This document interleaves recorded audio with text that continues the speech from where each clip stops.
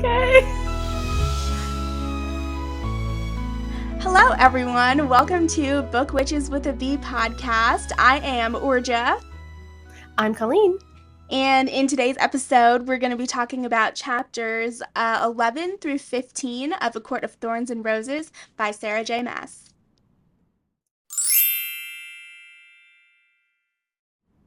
Alrighty, everyone. So this is a longer section, so I'm going to do my best to summarize it as much as I can. We learn a lot, so buckle up and let's go.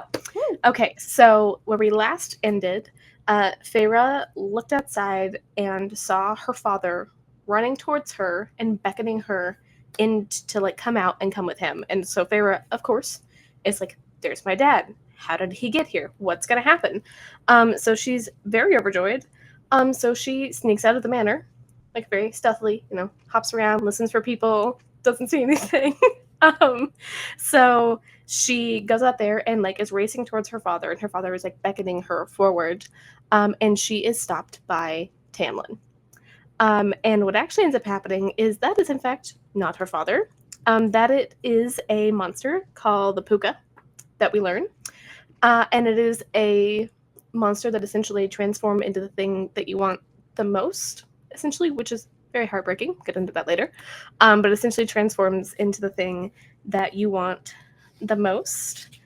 And then she eventually goes into talking about like, "Tamlin, you had to let me go. Like, I can't do this anymore." Basically seeing this with her father, like breaks her down. And she has to go into like, "I'm breaking this promise to my mother. It's the only thing I have. It's all I have left in this world."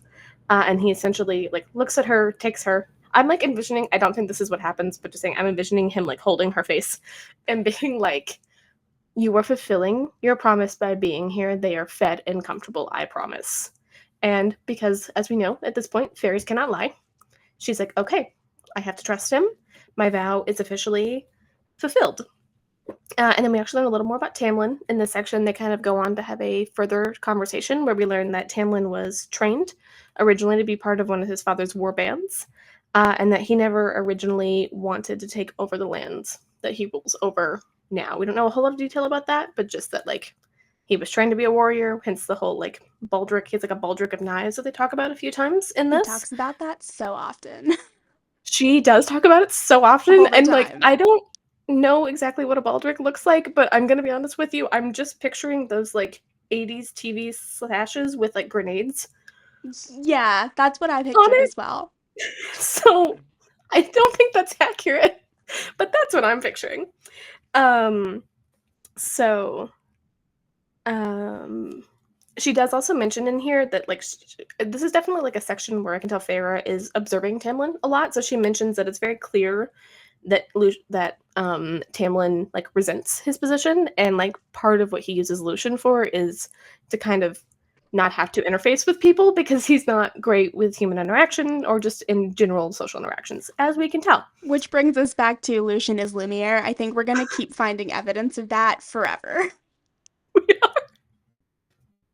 You are in fact correct. So at this point, Feyre decides, okay, I'm gonna settle into life here. I'm gonna like, now that my thing is fulfilled, I have nothing left. She's like, my life is empty and I have nothing. I'm just gonna have to settle in here and figure it out. So Tamlin is pretty much never around. He's always gone through this section. He spends a lot of the time hunting, and she spends a lot of her time like they're hunting, but they don't really catch anything with Lucian. So she spends a lot of her time with Lucian, as she should.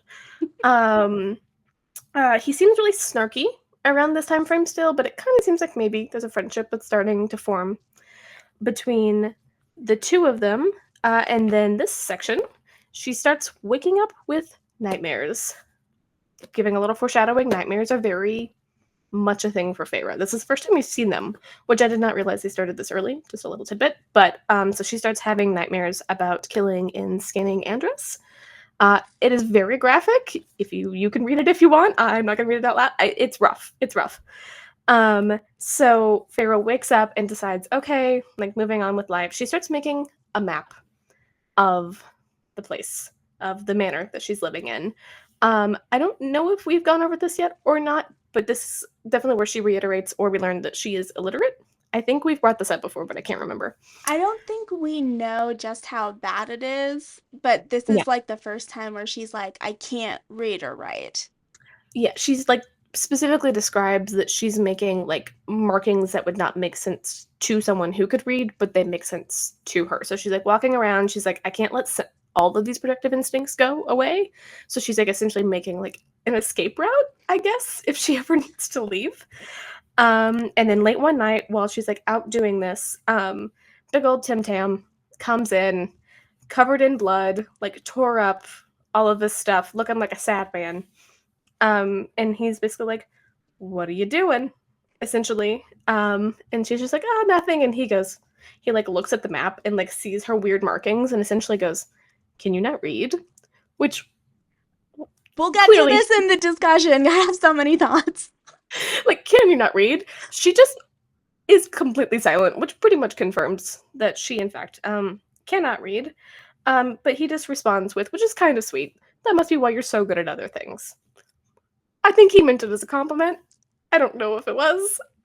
She is also confused by it and is just assuming it's supposed to be a compliment at this point. It's like a backhanded So compliment at best.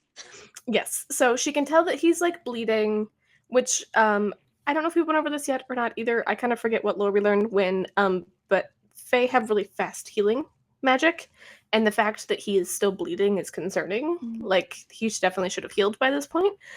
So she like takes him in the little infirmary, which I don't think she's been to yet, so she can add that to her little map, and like bandages him up, and they have a little like, okay, maybe we can bond type moment, kind of. So then they go to bed. They wake up the next day, and we get one of the many instances of Feyre eavesdropping on conversations that we're going to get in this book. And it is a conversation between Lucian and Tamlin. And they are very clearly having a pretty intense fight over something. We're not exactly certain what. There's some back and forth of essentially like Lucian saying he needs to do this, and Tamlin's like, I refuse to do that because of my father. Why? We don't know, but he's refusing to do something. And then Lucian makes the comment, with someone with a heart of stone, you certainly are soft these days. Weird phrasing, but there we are. Tamlin seems like he wants to do like something, but we just can't really quite figure out what it is. And then Feyre, being a clunky human, makes a noise, and the convo pretty much immediately cuts off, but there definitely seems to be some like tension between Tamlin and Lucian. She does try to excuse her eavesdropping by saying that she wants to go on a ride with Lucian, which was actually not her plan for the day. I think she wanted to go look at the art because she's an artist. And Lucian, being Lucian, goes, "I'm busy. Go with Tamlin." Really, neither one of them seem happy about this prospect. I'm gonna be honest. But yeah, so also something to mention, at one point in this like conversation, I don't know if we've talked about either. I probably should say I don't know, but I really don't know when we've talked about it and not. But the tangy taste of magic, I think she touches on it a little bit when she crosses the wall, but she Yes. talks about it in this section, and maybe Orja knows. Do you know if that's so during this fight, she's like, I can essentially taste the tang of magic. Is that Lucian's magic that she's tasting, or is it Tamlin's? I don't know. That's a really good question. She, in We haven't seen reading, Lucian do magic. we haven't seen Lucian do anything. Yeah, that's true. Other than his magical eye, we don't know if Lucian has magical powers. Although one would assume because he's like high fae or whatever. Yeah. Um, but the she all of the magic that she has noted smelling and tasting all smell and taste the same. So I don't know. It could be just the general smell of magic, or it could specifically just be Tamlin, but that leads me to wonder, is it just Tamlin's like essence and presence that's magical that she's smelling, or is he like constantly doing magic? What is he doing? I don't know. So like again, I've read this multiple times, which I did also, just a little tidbit. I got a physical book, so I am Yay! noticing a I was few planning on different doing things. that too. Yes, because it was easier to take notes. So I am noticing different things, but I noticed like in their fight, I was like, she just says she smelled like technically the last person she's talking about is Lucian. Like when he steps forward, she tastes the tang of magic, so it could either be like a protective thing or an offensive thing. I couldn't really tell. I don't think Feyre really knows either, so we probably don't know. Just a little interesting situation. So essentially they go on this ride together out in the woods, and that's different notes. So they go on this ride together. I didn't really take a lot of notes about that section, so I apparently didn't think that ride was necessarily important. I think they're just like hanging out in the woods, bonding a little bit. So then when they get back, I think they talk about going to a study. I think like at this point Tamlin can tell that she like needs to learn to read. So when they get back, he like takes her into the study, and he like lights all of the candles with like a flick of his hand, which I want that power so bad. But like flicks it on, and she's like, wow, man. She like makes a note of being like, if he has this much magic, and like it's supposedly been suppressed, right? Because this blight, this is the overall hanging over this whole section is this like blight thing that she's trying to figure out, and there's like this heaviness on their magic that he must be like really powerful, and like what are the High Lord's powers like if like Tamlin is so strong. So then she goes into this study, and also something that I did not realize that I made note of specifically in this section, from when she crosses the wall to now has been just over a week. Because she's trying to write a letter to her family is what she's trying to do at this point, and she goes, it's been a little over a week, which means it's been less than 2 weeks. Wow. Or she would have put 2 weeks. So there's a lot that's happened. I don't think I thought it was like a month. I thought so too. That puts everything into like a much better context for me. It puts Feyre's behavior into we can get into that later, but it puts her behavior in a different context. Yes. But I did want to point that out, that it's only been a week. So she's trying to get like a letter back to her family, and she's kind of debating on whether she like just wants to send them a letter of like, I'm safe, I'm okay, or like how do I warn them about this blight. But she kind of in this process of writing realizes she doesn't know a lot about the blight. We also do learn how much she cannot read. So she's like trying to read children's books and like do different things to help herself. She cannot read them, and she starts making a list of words that she's like going to look up to figure out later. And during some of this process, Tamlin comes in and like sees her doing it and essentially offers to help her, and she's like, no. And he's like, all right, let you do your thing, and walks away. And so then Feyre leaves. A note that she does mention is that when she comes back into the study later on, that letter of words that she has is missing, and all of her books have been shuffled around. She assumes that it was the housekeeping, which we have not seen. Just throwing that out there. We haven't seen a lot of fairies just in general. She's assuming there's housekeeping. I don't know if it's supposed to be like Harry Potter elves magic that you don't see them. I don't know. Anywho, so she's assuming it's housekeeping. She doesn't seem too worried about it, but she does note that it's missing. So while she's in this library, she does find, so we're about to get a pretty good lore dump here. She does find this mural that was painted about Prythian. So it goes through it's basically like a map talking about how Prythian started.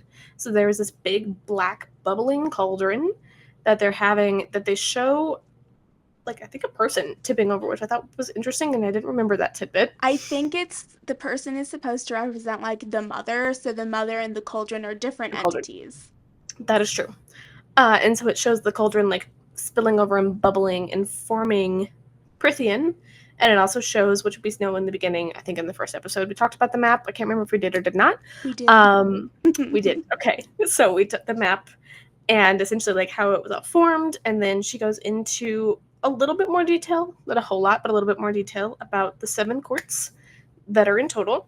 So she does pretty much fully confirm that she's in the spring court because she can see where the wall is and how like basically with the way they traveled, she's in the spring. She's like, man, at least I get to stay in, eternally mild climate. Mm-hmm. So I love that. And then there is the autumn court, the summer court, winter court, day court, dawn court, and then the night court. She doesn't go into a lot of description about these places. She just kind of notes that there's not really like strong descriptors.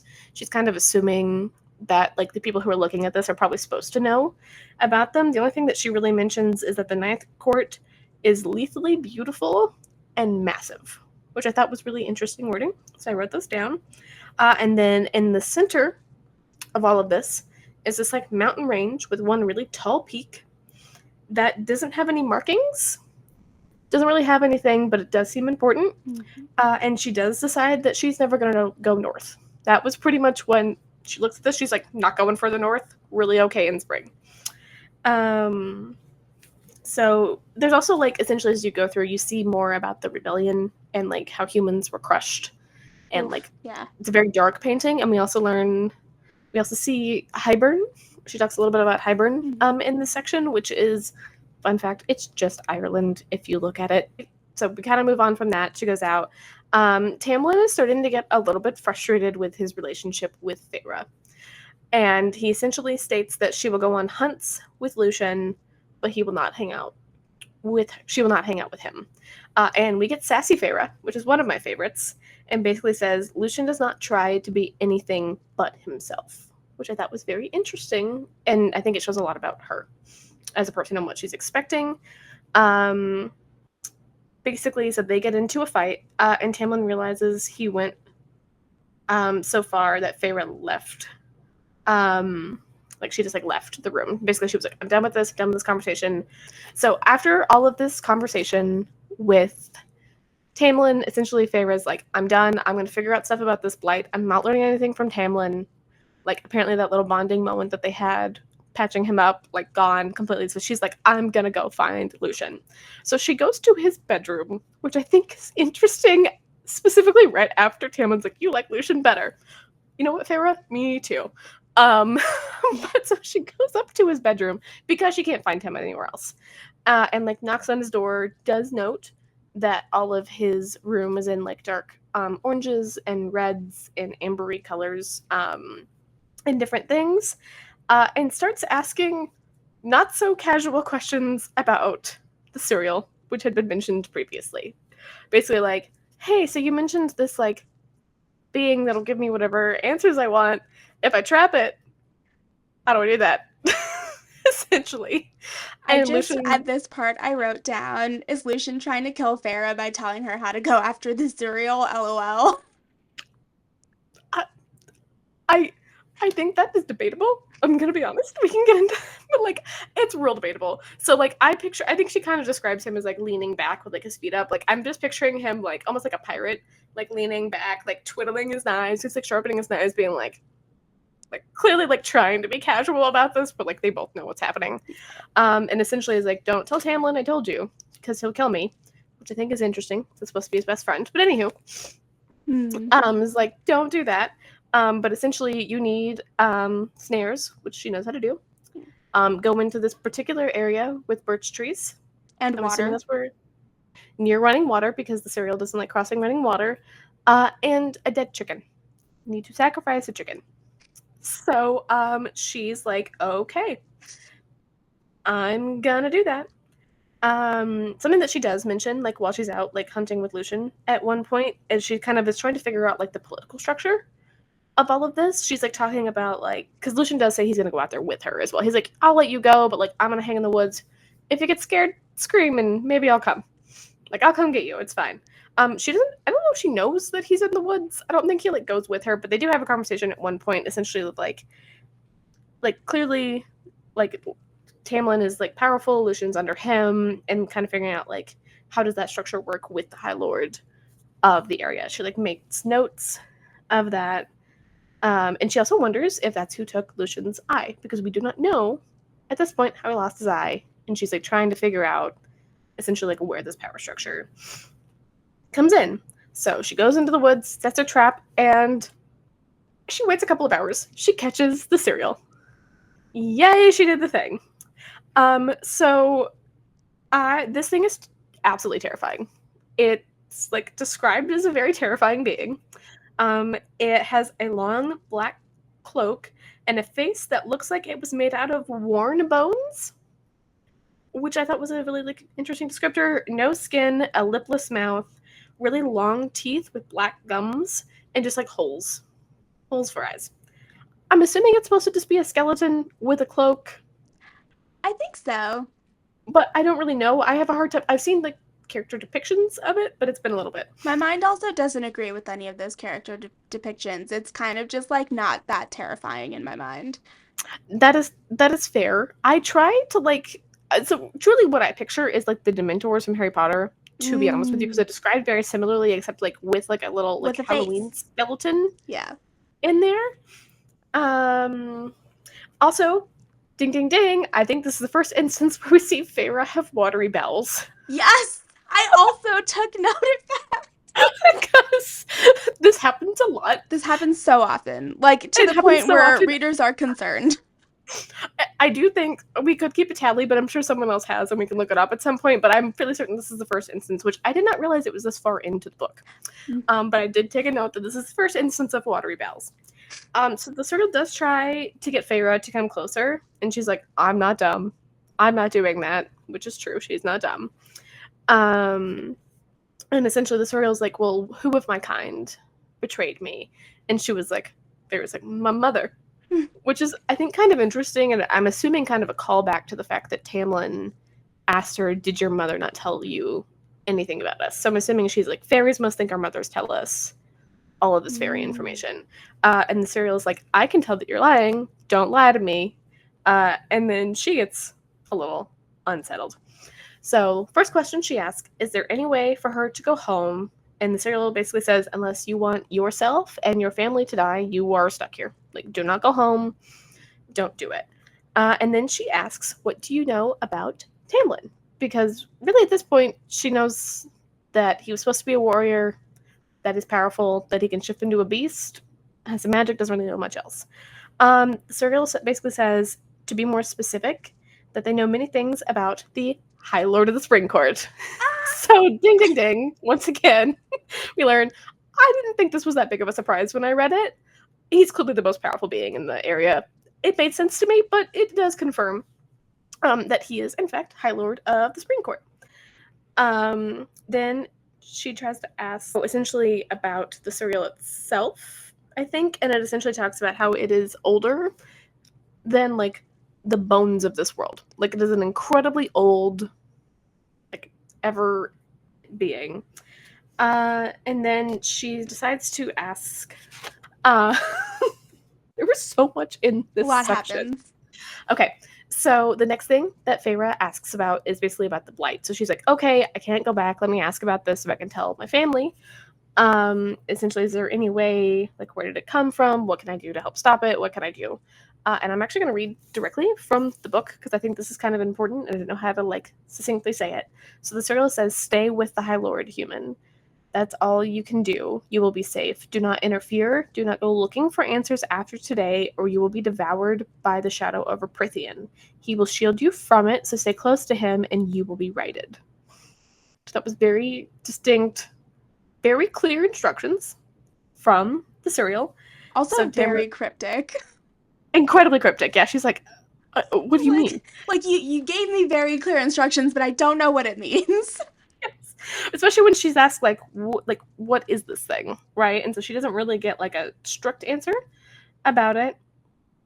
And so essentially she, like, kind of basically once again is like, where does this come from? Like, what is it from? And then the Serial goes, Tamlin does not know that his human woman is asking about this. I, like, wrote this down specifically, the his human woman part, because Feyre gets so mad. She's so mad about being called his human woman, which is so fair. I would also be mad about it. So then we get a little bit of the lore of kind of how this blight started. So I'm also going to read that section because I think it's important. And it said, and so 100 years ago, he dispatched. So there's this, like, guy who's the king of Hybern.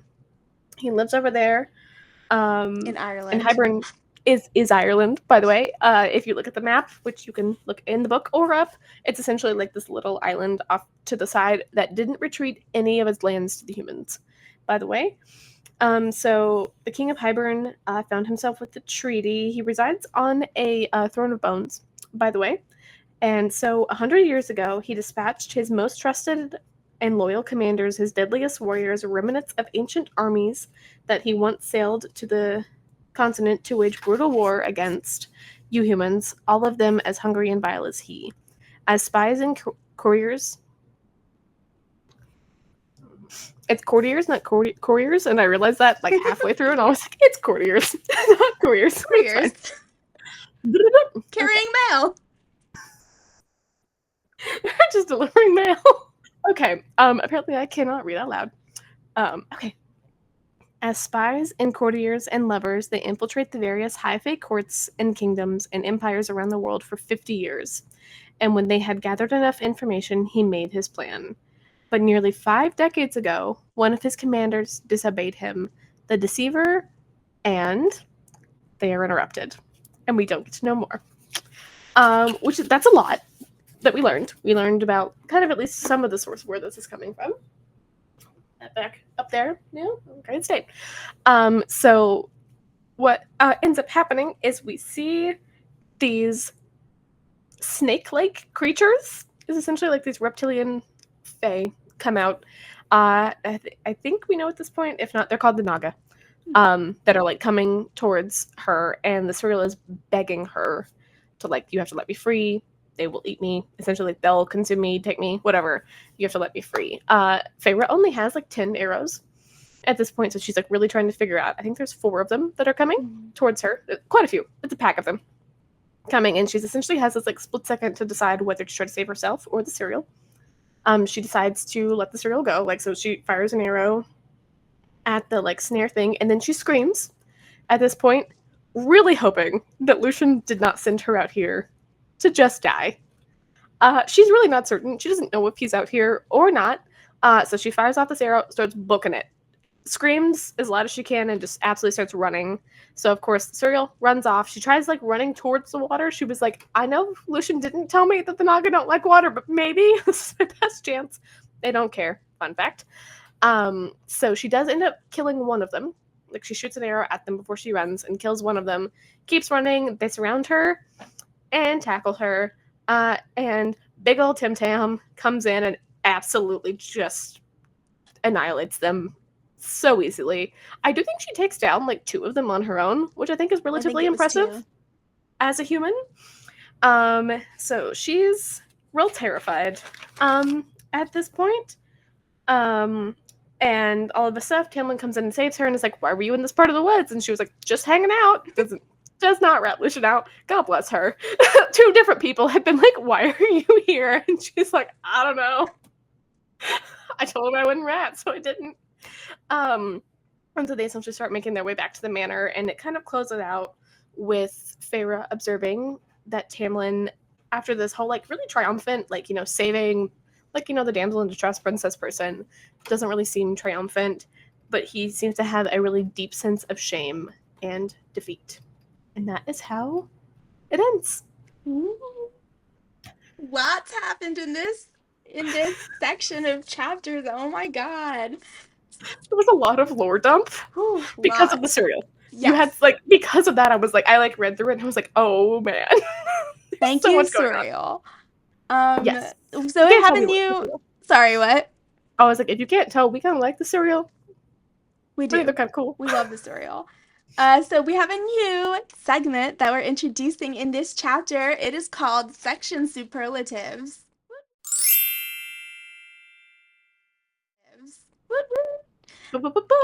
So obviously so much is happening. A lot happens in this book in general. Each of our sections, I mean, I think it's safe to say it'll just get crazier and crazier. So a good way to kind of, I thought this would be a fun way to kind of process everything that we've learned. Agreed. So our first section superlative is who wins drama queen for this section. Now, I did go through when I was reading, and I assigned on my notes, I assigned drama queens for chapters. And it looks like the person, or sorry, the character that won drama queen for this section is Tamlin. Oh, 100%. I was going to say Tamlin. He throws so many hissy fits in this section. He's so dramatic, and like he goes way too far. He's not really complimenting Feyre when he tells her that it's okay that she can't read. He's kind of rude about it, and then I literally wrote down a note, just a little tidbit. I don't think there's a single interaction between him and Lucian that we've seen that they're not fighting. That's so true. That's so Just true. like he's just too much. He's so full of angst and he's so like, you don't understand anything. I'm not trying to help you understand, but you don't understand. He just needs the emo bangs, and it fits It fits. truly, So Tam Tam wins drama queen for this section. Uh, 100%. and then the second section superlative, the only other one we have thus far, is craziest thing to happen in this section.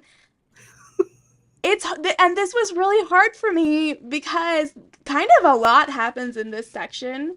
Hmm. But I thought that maybe the craziest thing to happen it's like a two-parter.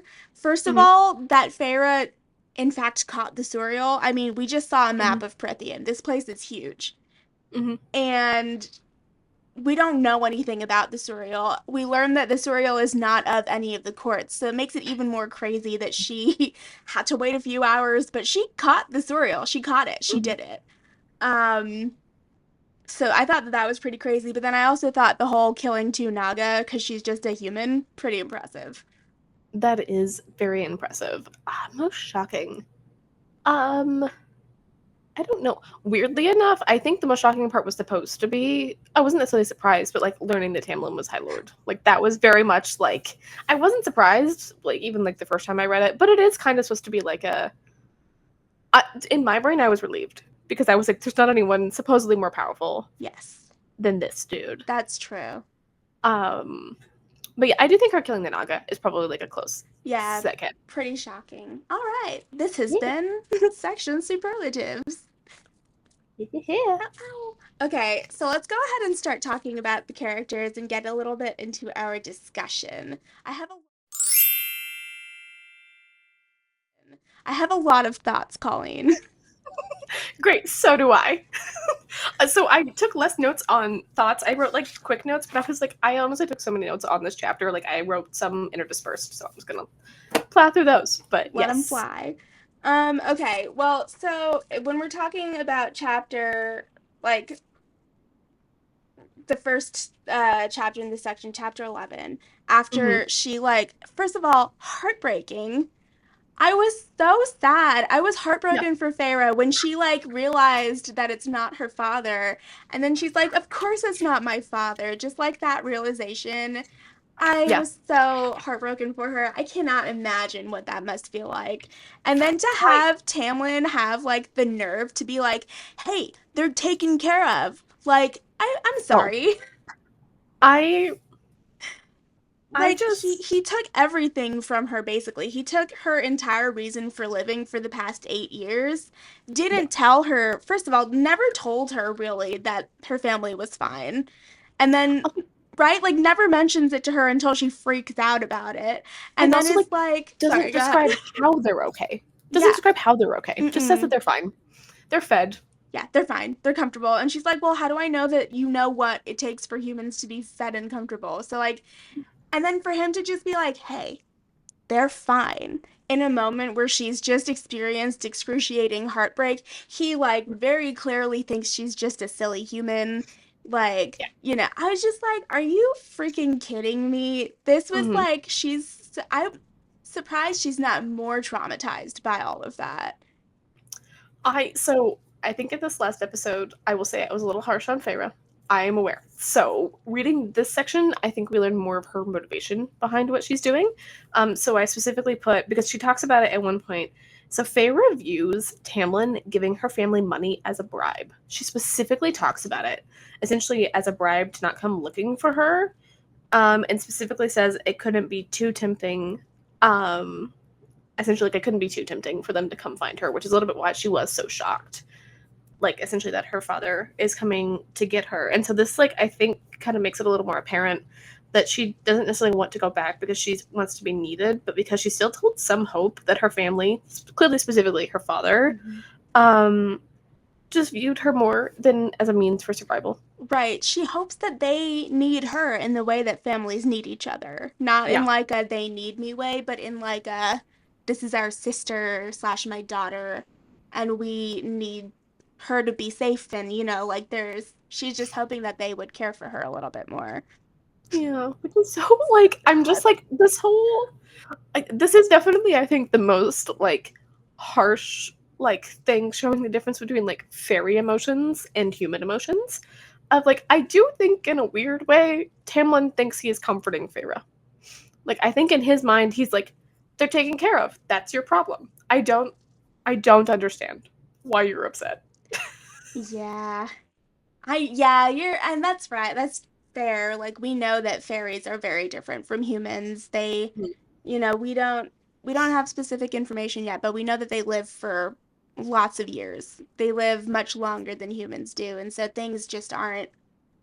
I think that this kind of plays into like a trope that you find in a lot of like fantasy spanning genres and generations where it's like humans are such vibrant, passionate, emotional creatures because we Mhm. live for such a short amount of time compared Yeah, to vampires, fairies, elves, etc., etc., etc. pretty much everything else. Everything else. Yeah. So that's a good point. I was so mad at Tamlin. I We, like we a could also million note. percent agreed with Pharaoh when she was sassing him. Oh, she should be. Something I will note is we also don't know if that's the Fae or just Tamlin. Because, like, I also don't think Lucian would have reacted that way. I think he would have been sassy about it and probably not as caring either. But, like, I don't think Alice would have reacted that way. That's a good And point. she's Fae. So that is maybe something to keep in mind. He could also just be an arse, to be honest with This you. is true. After all, he But is a beast. he's a waste. Beast. Um, the whole thing with Farah not being able to read, and then the way that Tamlin handles that, just also so disappointing, Tamlin.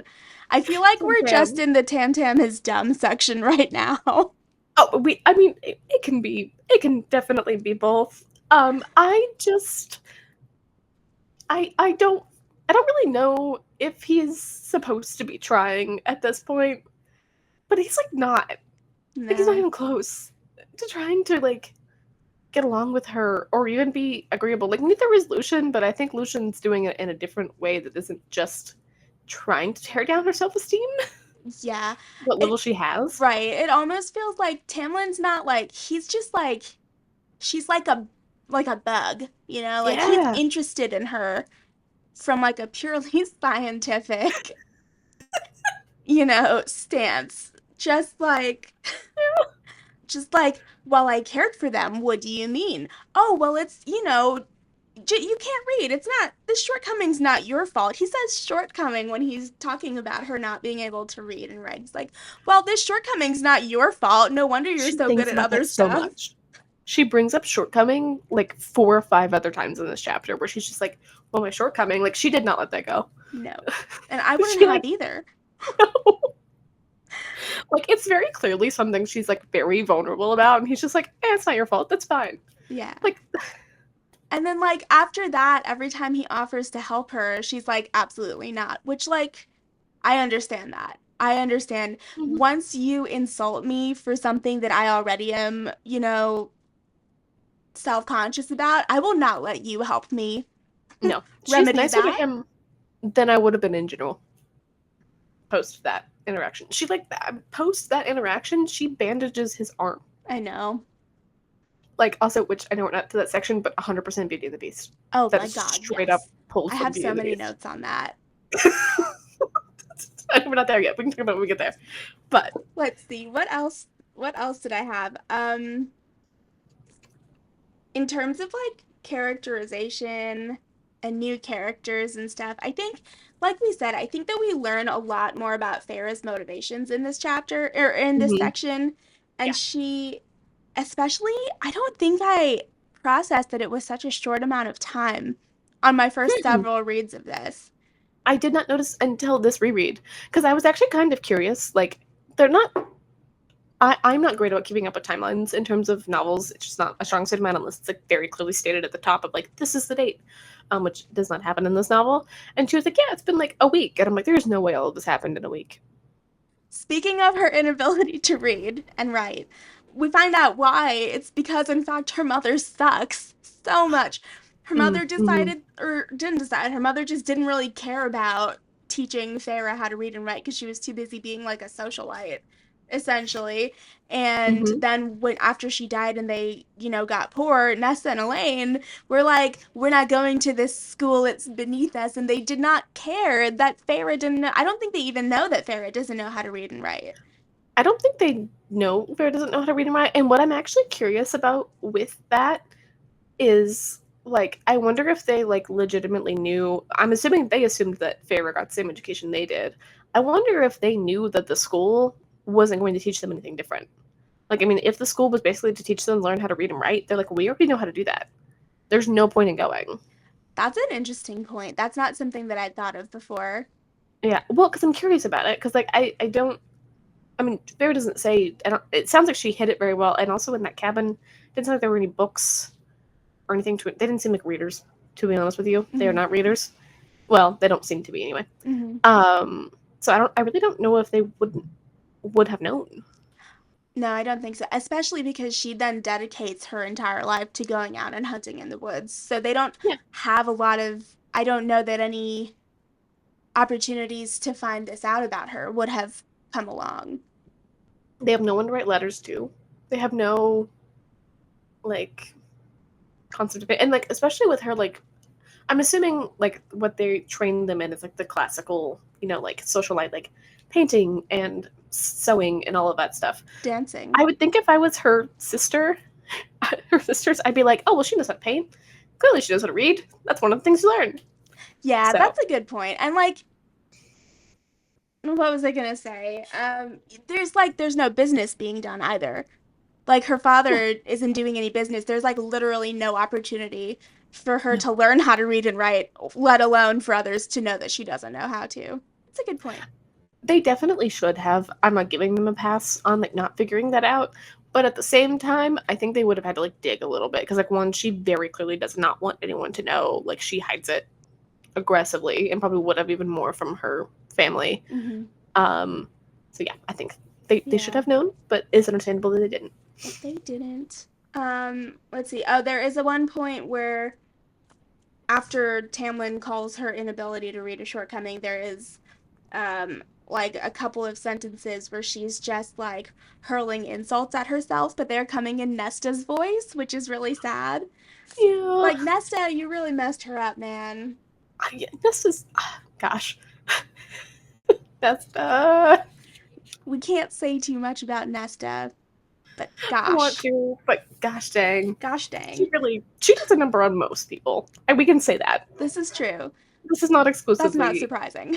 a favorite situation. Yeah, no, she's mean to everyone. Yeah, except for Outside Elaine. Lane. I, Anywho, Okay. Other than that, like, okay, so then skip over to the Suriel. Love the Suriel so much. love him. So much. Yep. Him, there's debate. Is the Suriel gendered or not? In my mind, and possibly because I've listened to the audiobook, it's a male's voice, so I It does say he. It says okay. he. That's why I said him because I also usually said they just for them because I didn't know. It says he, and I was like, what? But I wonder if that changes later. Well, we'll have to keep a note on it. This is not the last time that we see the Suriel. Sorry, Um, surprise. Surprise. I don't think that's necessarily I shocking, don't but think like it's a spoiler. There's zero context.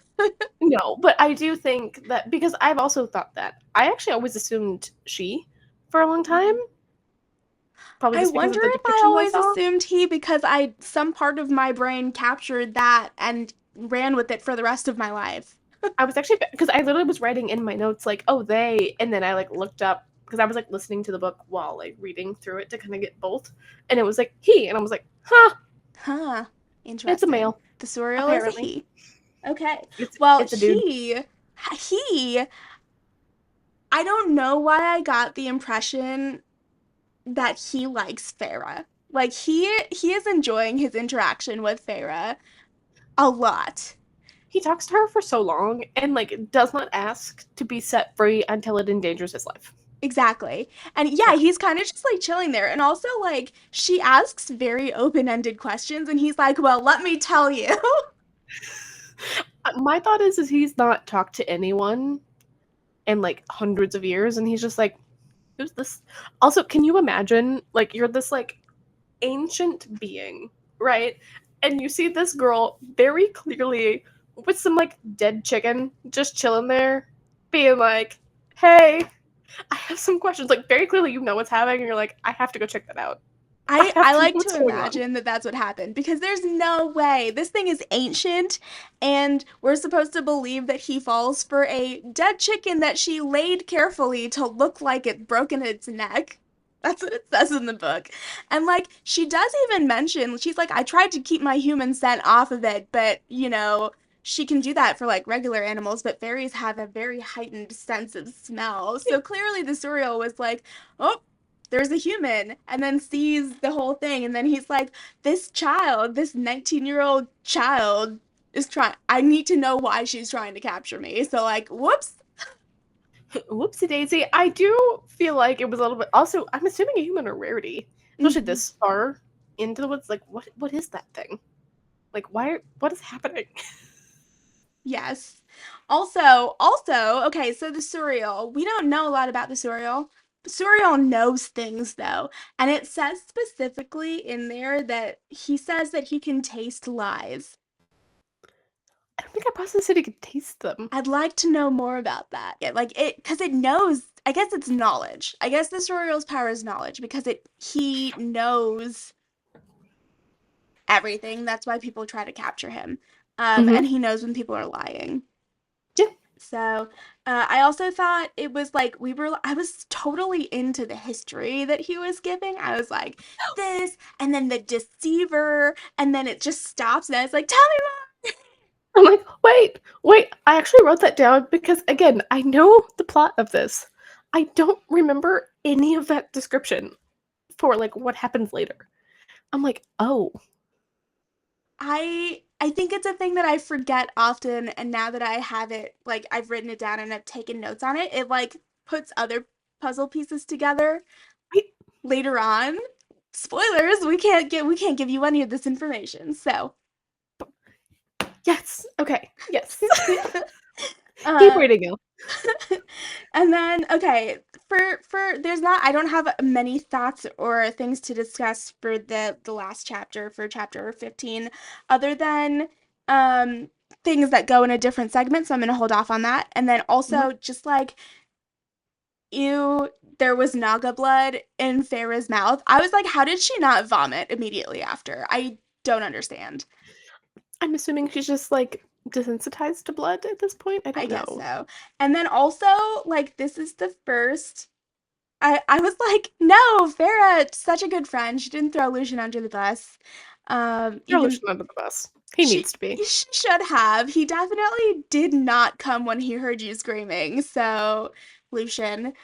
Um, For shame. my only other note is like Farah is so enamored with the fact, or like enamored isn't the right word, but she's so like, wow, the High Lord of the Spring Court is gonna save me. Like everything changes for her when she finds out that he's the High Lord, and I just wrote dumb next to that because like nothing has changed.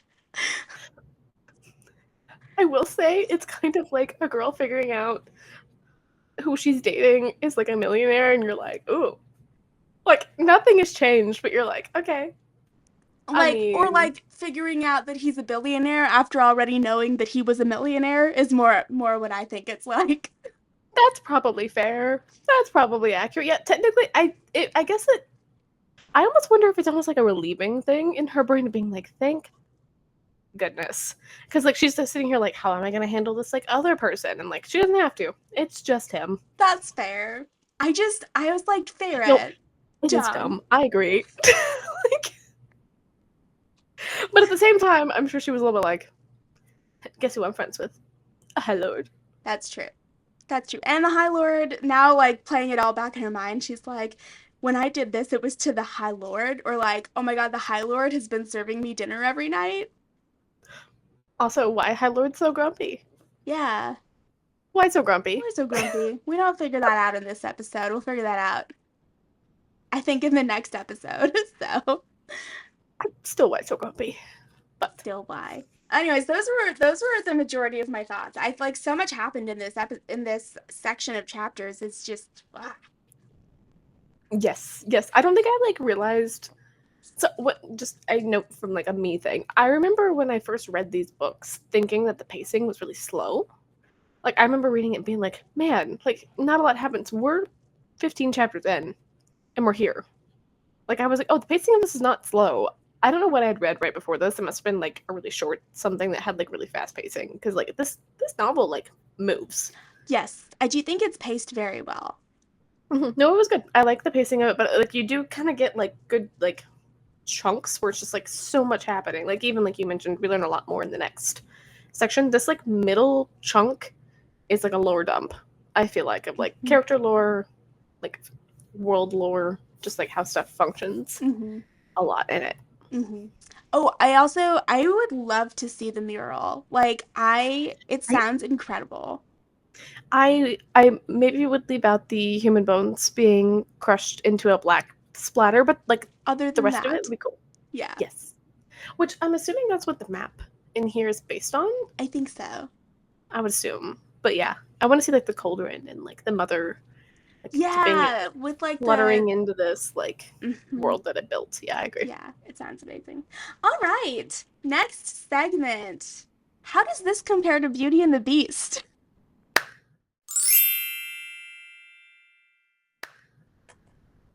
This section has, I think, a lot more direct comparisons. Very excited. So, do you want to go first? Do you want me to go? I have so many thoughts. Well, I mean, the main one that I had, which I've kind of, I think, mentioned briefly, is so one of my favorite scenes in Beauty and the Beast in the movie is when the Beast saves her from the wolves. By the way, the wolves, and he's like all like ripped up and tore up, and they just have that like argument while she's like calling him a big baby as she's like cleaning up his wounds, and he's like, I would yell if it didn't hurt, and she's like, shut up. Like, Yeah. I'm helping you, which I think is like the version in Akatar is I think a more tame version of that, or like a different version, but like very clearly a direct parallel Yeah. of that. Yes, I also made notes. So I mean, I guess the wolves are the good guys in this Beauty and Yeah. the Beast. Yeah. I was trying to figure it out. I guess like the wolves, the equivalent of the Beauty and the Beast wolves are like literally all of the Fae that have come on. So we have the bog that Tamlin is out hunting, then he comes back injured from killing the bog. We have the puka that Tamlin saves her from. We have the naga, which Tamlin also saves her which from. Tamlin also saves her from. This And man then is stalking her, by the way. He always appears yes, the moment he needs her. Anyhow, he is stalking her. But I mean that's like very beastly behavior. 100%, yeah. But like I was thinking about as you said that, I'm like, oh, he saves her from all of them. Yes, he does. There's nothing that goes on. Well, he's High Lord. So we know that there's nothing that goes on now on his manor estate that he's not aware of. That is true. How he knows all this information, because we still don't know. I mean, his estate's like empty. There's no one there. Like we supposedly have servants. I don't think we've seen it. We have ghost children that we haven't seen. Which we'll never see again. There is the constant burn of metallic tang in the air. That's the magic that we were talking about. That's true, yeah. So maybe the magic somehow informs him of everything that's going on and the dangers. I'm sure there's some sort of like wards placed up so he knows when things intrude on his estate. And since Feyre's constantly sorry, what were you gonna say? Oh, they do mention like the wards are weakening. That's why like the puka and the bog are coming in. And then since Feyre's constantly trying to get away from him. Yeah, also that. She is constantly like, I want to be literally in any space that you're not in. Which is also very Beauty and the Beast like. Yes. And also very like, we'll hang out with the kitchen utensils, Lumiere, which is Lucian. But we'll not hang out with the Beast. She's always hanging out with Lumiere. Yes. Which, I mean, if we're being honest, we all kind of thought about like being into Lumiere in Beauty and the Beast, right? Like he was very like the little suave French man that seduced the feather duster. Right? Come on. He was so seductive with that feather duster. For a children's movie, he really is. like the little like dip situation. You're like, Yeah. dip me. What is that? Incredible. Incredible. Lucian, good job, Lucian, taking Farah out on hunts where they never catch anything. Uh, Which which Tamlin makes note of. He's like, because Feyre does mention, I don't think I talked about that in this section, but she mentions essentially that she doesn't like hunting. She just did it because she had to. And he's like, that literally explains why neither of you come back with anything ever. Like, which probably was so suspicious if I was Tamlin and they're like, I'm going hunting. right, hunting. Hunting. I'd be like, what are you hunting? Yeah, Because you come back with with nothing. nothing Ever. every time.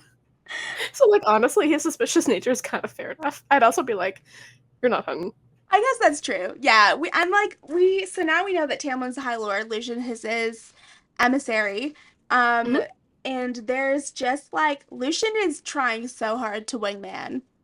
Like, he's trying so hard. Like, we don't know why, we don't know the purpose of this yet, but this is a Beauty and the Beast retelling, so we would assume since Tamlin's the Beast that they gotta get together Yeah. for whatever. But like, Mhm. at one point, Lucian is just like, I'm not doing this anymore. You take her hunting. And He's like like, I walks am, away. like, very clearly so not busy. Like, so not busy. It's just like, I'm busy. No. Tamlin, have fun. Yeah, love it. And then the only isolate, and I feel like Lumiere wingmans for the Beast too. He like Oh. helps get him all done up for He's the all primed little. up. I'm now just picturing Lucian putting bows into his hair.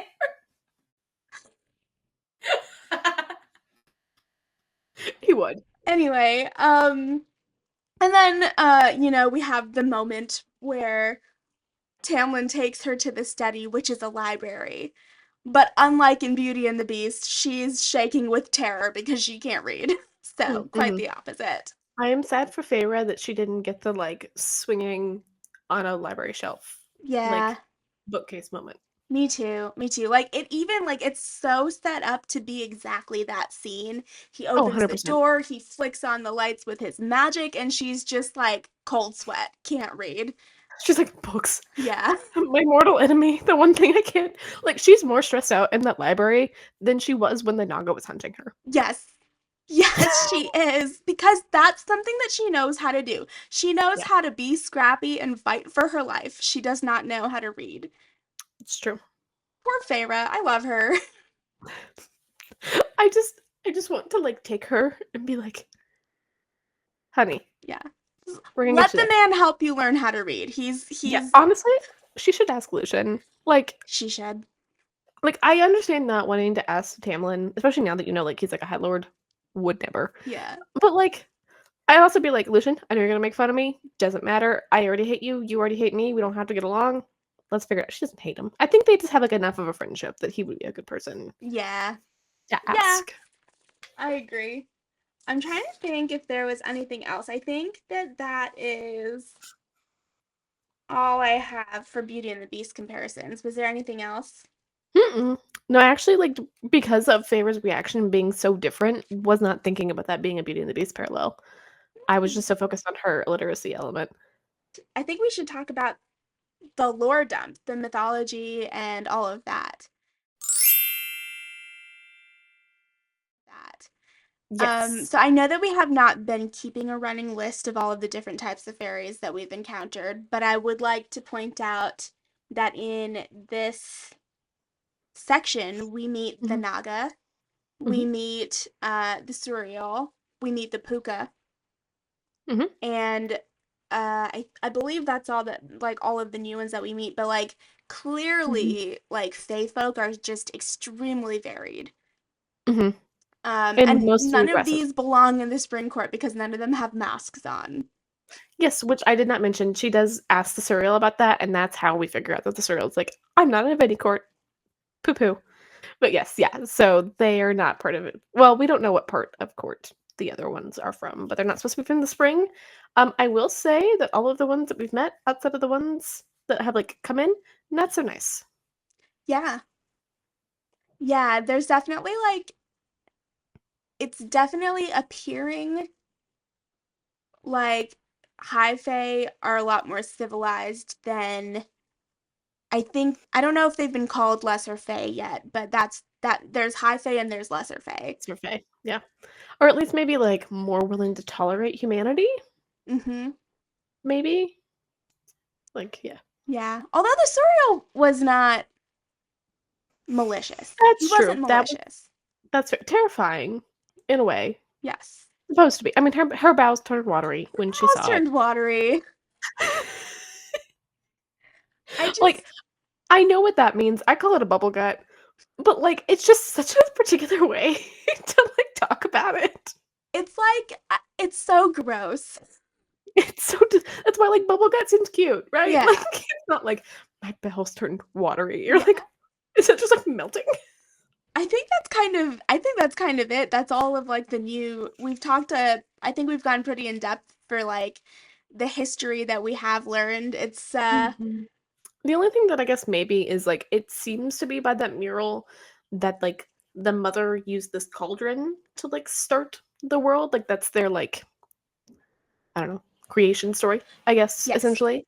So that's really the only like which is kind of history, but also magical. I would say in nature. Yeah, yeah. It's like history and it's mythology Yeah. and it's very steeped in magic. Oh, like the serial does mention that like so like each court we already kind of know like has a high lord.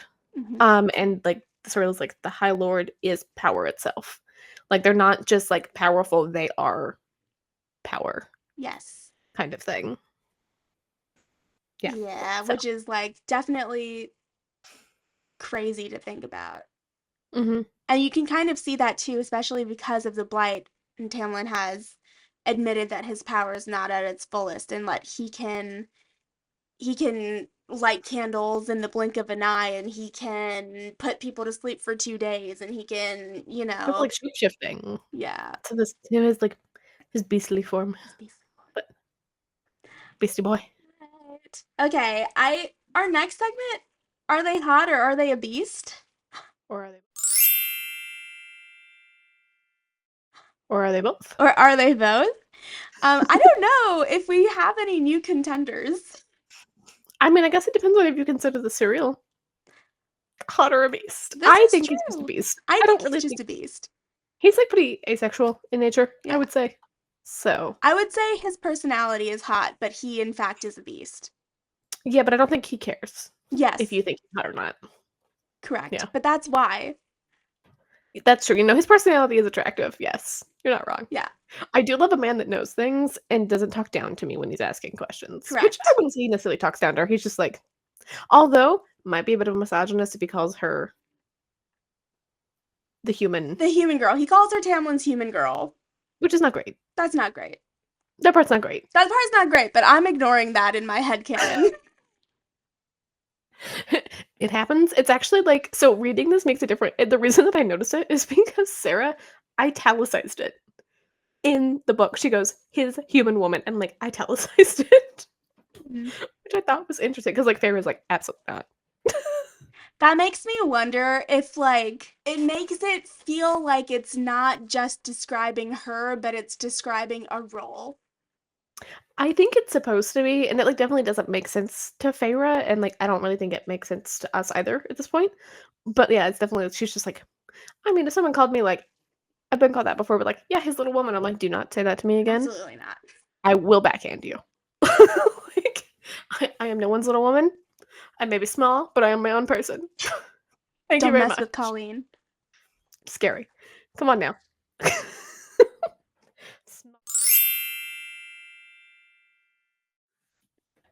We Daddy can. issues. Daddy issues. Okay.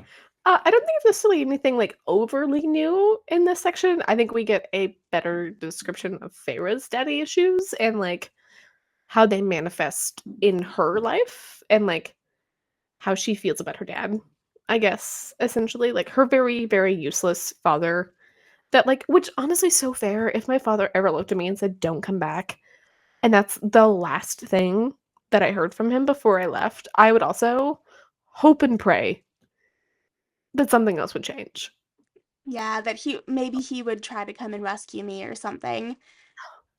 Yeah. Yeah, I think like also we don't get a lot about her relationship with her father other than that she ignores him as much as she can until this point in the book where it's like, no, she has just been yearning for him to do something Yeah. other than what he's been doing. And then just the realization that he's not going to. No, Sad. makes Um, me sad. we do. Tam Tam's daddy issues are alluded to. That is fair. Yes. He That doesn't is want to true. be like his dad. We don't know what this We don't know means why. yet. Like, but see, the thing is like in my head because Tamlin is so broody. I'm like, was his dad just fun? Right? Like, Hot take: Tamlin's dad was the life of the party. He was well, really we don't nice to know. everyone. Like from the behavior that we see of Tamlin, right? If he's doing things to actively not be like his father's probably wonderful. If that's the point. He's definitely not. Like, I'm not saying that, but I'm just saying by like Could you what? imagine, like, Tamlin's daddy issues stem from everyone loving his dad so much and no one liking him? So our where we're going from this, what I'm taking from this conversation is that Tamlin's daddy issues stem from the fact that his dad was so wonderful and likable that everyone liked him. It And has Tamlin was like, no one liked Tamlin, so Tamlin was like, well, okay, I'm not gonna be anything like my dad. I mean, judging by what has been presented to us, that is our only conclusion at this point. Mhm. Yeah. And that's why Lucian is like, okay, but like, they're fighting about it. Lucian's like, Yeah, just like be nice to her, let her like you. And Tamlin's like, absolutely not. I'm not gonna be like my dad. It's also the most like toddler throwing fit. I'm not my dad. Like whatever. It is. Hence Tam Tam being drama queen of this section. Truly, Yes. All right. I think we can skip over the Tamlin and Farah are dumb segments.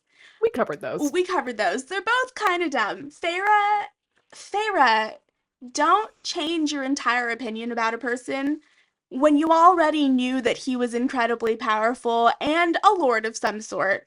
When you find out that he is the High Lord, nothing has changed. In fact, it makes it a little bit worse when you think about the power structure, the power struggle between them. Like, nothing has changed for the better with this knowledge. Stop suddenly taking everything that he does as an honor.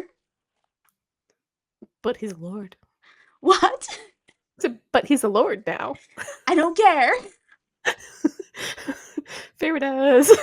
And Tamlin, it's clear that you're trying to make an effort to get to know Feyre a little bit. Stop being so rude.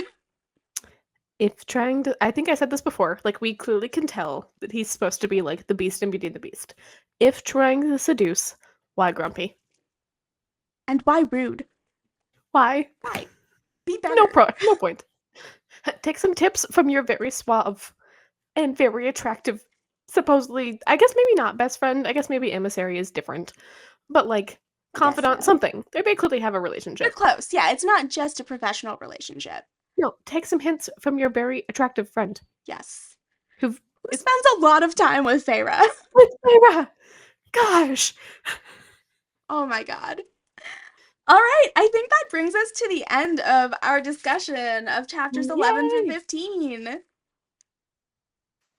We're excited. We do love this book. That was well. Yay.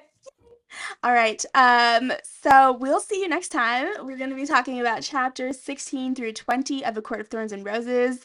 And spoiler alert, that ends on one heck of a cliffhanger, so get ready. It does. She literally texted me about it, by the way. She texted me and was like, can you imagine this cliffhanger? So have fun with that. Get ready. All right, bye everyone. Bye. Hi, me again. I am here to let you all know where to find us. You can find us on Instagram at BookWitchesPod. You can find us on Spotify at BookWitches with a B.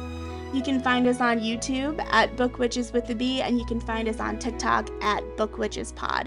All of this information is also going to be listed below our episode, and it's going to be listed in the ending credits if you're watching along with us in the videos. We'll see you guys, catch you guys soon.